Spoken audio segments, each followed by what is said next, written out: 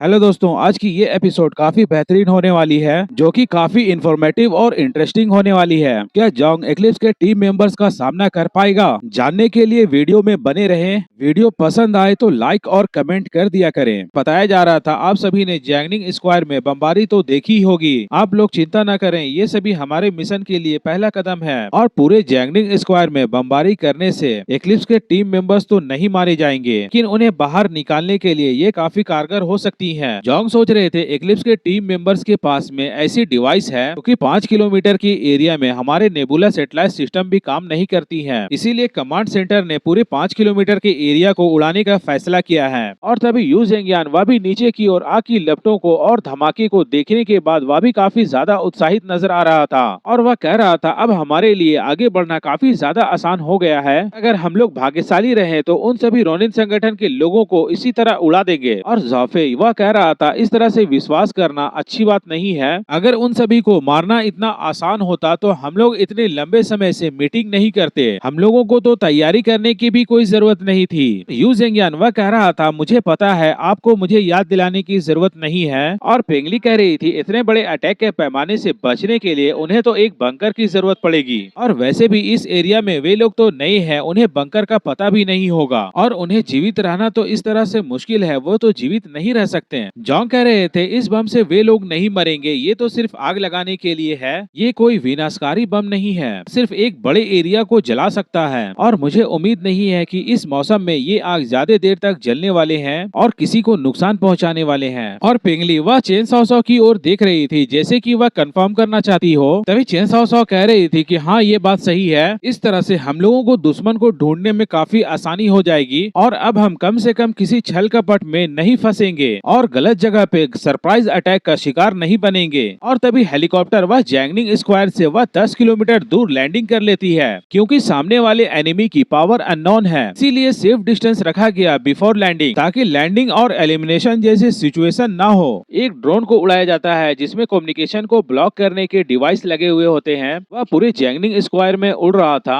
और पूरी तरह से कम्युनिकेशन को ब्लॉक कर दिया गया। और दूसरी तरफ कमांड सेंटर में एक स्टाफ मेंबर कमांडर जूजेंग और तुयोंगली को एक रिपोर्ट ला कर दिया। वह कह रहा था जैंगनिंग स्क्वायर का पूरा कम्युनिकेशन ब्लॉक कर दिया गया है, अब वे सभी किसी तरह का कोई कम्युनिकेशन डिवाइस नहीं यूज कर सकते हैं और ना ही बाहर के लोग उनसे कम्युनिकेट कर सकते हैं। और तभी कमांडर जूजेंग कह रहे थे ठीक है बहुत बढ़िया, पहले उन्हें बिना डायरेक्शन वाले मच्छर की तरह भटकने दो, उसके बाद एक एक करके उन सभी को कुचल दो। और इस वक्त सिर्फ जैंगनान क्षेत्र का ही कम्युनिकेशन काम कर रहा था। और हेलीकॉप्टर के लैंडिंग के बाद कुछ टीम लीडर्स के हेडसेट्स में हेडक्वार्टर्स की तरफ से कमांड आई और कहा गया जोंग की टीम्स आप सभी साउथ ईस्ट के तरफ से जैंगनिंग स्क्वायर की ओर बढ़ें और वुसीफांग टीम आप वेस्ट की तरफ से इंटर करो और ज़ॉफे टीम आप नॉर्थ से इंटर करो। और याद रहे आप लोगों का काम एनिमी को सिर्फ डिस्ट्रैक्ट और डिले करना है और अगर आप एनिमी का सामना करते हैं तो सबसे पहले अपने सेफ्टी को ध्यान रखना और ऑफेंसिव होने की जरूरत नहीं है। और जोंग भी रिप्लाई दे देते हैं कि यस मैं समझ गया। और तभी जोंग ने भी अपने डायमेंशन से 2 पिस्टल निकाल लिया। ये वो स्पेशल गन है जो कि लुकेरन ने उसके लिए बनाई थी जिसमें 20 होली सिल्वर्स बुलेट्स का स्पेस था। और तभी जोंग ने अपने टीम मेंबर्स को आदेश दिया चलो, और टीचा लियान बिना कुछ पूछे जोंग के साथ साथ चलने लगी। और पेंगली और चेन सॉ वह दोनों तो एक दूसरे की ओर देख रहे थे, दोनों काफी ज्यादा सीरियस थे और साथ में थोड़ा एक्साइटेड भी थे क्योंकि डेंजर और रिवॉर्ड्स दोनों साथ में होते हैं, इसलिए वे दोनों भी जोंग के साथ साथ चल दिए। जब तीनों टीम्स आगे बढ़ेंगी तो इस तरह से उन्हें एनिमी का लोकेशन मिल सकता है क्योंकि 5 किलोमीटर के रेडियस में और सैटेलाइट डिटेक्शन को एनिमी के टेक्निकल मेथड ने ब्लॉक कर दिया था, इसीलिए अब मैनुअल तरीके से ही एनिमी की लोकेशन को ढूंढा जा सकता है। और तीनों स्क्वाड एक एक करके मिशन के लिए निकल चुकी थी। इसी दौरान एक और हेलीकॉप्टर थोड़ी दूर लैंड होती है, इसमें गॉड टीम्स के मेंबर्स थे। और जब गॉड टीम के कैप्टन डेंसेटोंग ने जब ये देखा कि तीनों स्क्वाड वह जैंगनिंग स्क्वायर की ओर बढ़ रहे हैं और वह कह रहे थे ये लोग वहां जा तो रहे हैं लेकिन 90% चांस है कि ये सभी वापस नहीं आएंगे, और ये सभी उस वक्त तक टिके रहे जब तक हम सपोर्ट देने के लिए नहीं पहुंच जाते, तभी वे लोग जिंदा रह सकते हैं। और तब तक जिंदा रहना ये भी बात को दर्शाता है कि इनके अंदर में पोटेंशियल है। और अगर ऐसा होता है तो हम इन्हें ब्लिज़र्ड सिटी के यान्यून गार्ड के फोर्स में शामिल कर सकते हैं, और जिसका परफॉर्मेंस सबसे बढ़िया हुआ उसका इन्वेस्टिगेशन टीम में जाना भी पॉसिबल हो सकता है। और इस वक्त डेंसेटोंग का कहने का असली मकसद वह तो जोंग था, और ब्लिज़र्ड सिटी में जोंग की मुलाकात डेंसेटोंग से हुई उस वक्त से वह काफी ज्यादा इम्प्रेस था। वह उसे बहुत ही पहले से गॉड टीम में शामिल करना चाहता है, और डेंसेटोंग कह रहे थे कि चलो देखते हैं जोंग, अब आप क्या कर सकते हो। और तभी गॉड टीम के मेंबर्स वहां पे रिलैक्स मूड में हेडक्वार्टर के ऑर्डर्स का इंतजार करने लगे,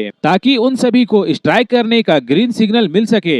और जब से जोंग और उनकी टीम हेलीकॉप्टर से उतरी है, हेडक्वार्टर से कोई नई ऑर्डर्स नहीं मिले हैं, और जोंग को भी समझ में आ गया कि अगली कमांड्स तभी मिलेंगे जब एक्लिप्स के टीम मेंबर्स के साथ सामना होगा। और सामने जो आग का समुंदर था वो अब धीरे धीरे बुझ रहा था, और अभी भी किसी को नहीं पता था कि एक्लिप्स के टीम मेंबर्स वे सभी किस डायरेक्शन में हैं। और जोंग हल्की आवाज में कह रहे थे, उम्मीद है कि मैं उनके टीम मेंबर्स से नहीं मिलूंगा, और अगर ऐसा होता है तो मुझे सबसे पहले थोड़ा पीछे हटकर डिस्टेंस बनाना होगा, क्योंकि वह अकेला पूरी एक्लिप्स के टीम मेंबर्स के साथ फाइट नहीं कर सकता था। और जब जोंग की टीम उस लोकेशन पे पहुंच गई जहां पे उन्हें जाना था, तब जोंग को उनके डिसीजन खुद लेने थे। और तभी जोंग आगे बढ़ने के बजाय वहीं पे रुककर उसी एरिया का ध्यान से ऑब्जर्वेशन करना शुरू कर दिया। जैंगनिंग स्क्वायर पूरी तरह से जलने के बाद वेस्टलैंड बन चुका था। और तभी जोंग अपने कंधे पे बैठे हुए हुआ से पूछा, हुआ क्या आप किसी जिंदा इंसान के प्रेजेंस को फील कर सकते हो? और हुआ अपनी शार्प नजरों से सामने की ओर देखा और पूरा स्कैन किया, और वह अपने सर को हिलाते हुए म्याऊं कह के जवाब दिया कि नहीं।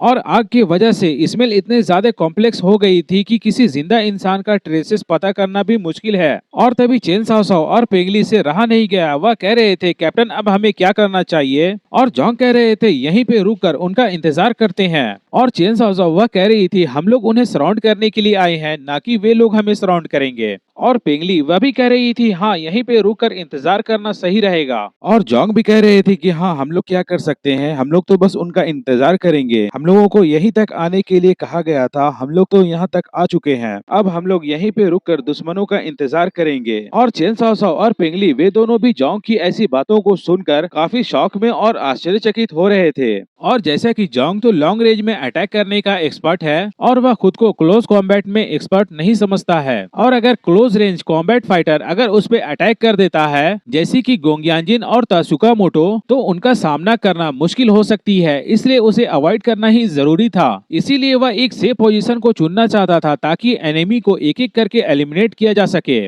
अपने स्नाइपर वेपन थंडरबोल्ट और ओरिजिन बुलेट के कॉम्बिनेशन के साथ वह पूरे जैंगनिंग स्क्वायर के 5 किलोमीटर के रेडियस को पूरी तरह से कवर कर सकता था। और जोंग बता रहे थे, ये मत भूलो कि उनकी इंटेलिजेंस गैदरिंग एबिलिटीज वह काफी एडवांस है, हो सकता है अब तक तो उन्हें हमारी लोकेशन का पता चल गया होगा, और वे सभी हमारे खिलाफ प्लानिंग कर रहे होंगे। और आज की एपिसोड तो यहीं तक थी। आप भाइयों से गुजारिश है, वीडियो पसंद आए तो कृपया लाइक और कमेंट कर दिया करें, और चैनल को सब्सक्राइब करना ना भूलें।